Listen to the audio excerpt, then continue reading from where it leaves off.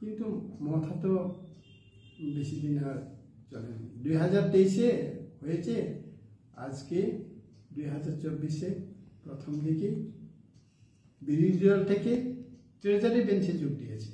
এটা একটা ঐতিহাসিক।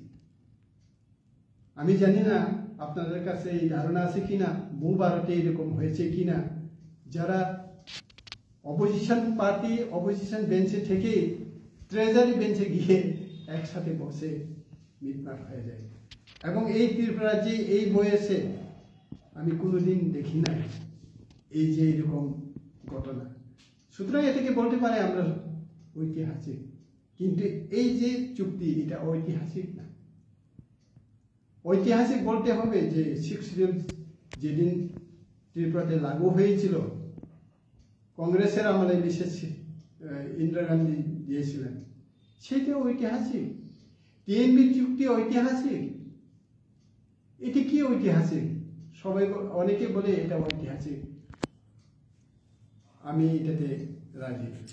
এখন ত্রিপুরাল্যান্ডও হলো না, গ্রেটার ত্রিপুরাল্যান্ডও হলো না, সেক্ষেত্রে উপজাতিরা কি সেইটা বিষয়টা মেনে নিতে পারবে? আপনি কি মনে করেন? প্রশ্নটা একটু মানে ওরা তো প্রথমে আইপিএফটিকে ভোট করেছিল ত্রিপুরাল্যান্ডের দাবিতে, সেই ইস্যুটাকে নিয়ে গিয়েছিল আইপিএফটি।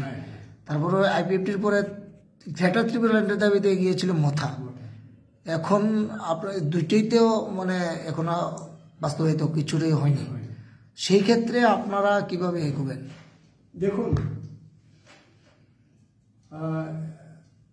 এটা একটা it is a process, ongoing process. IPFT পারল না, গ্রেটার ত্রিপুরাল্যান্ড নামে ত্রিপুরা মথা করলো, অর্থাৎ প্রথমে ত্রিপুরা, এরপর হয়ে গেল ত্রিপুরা মথা।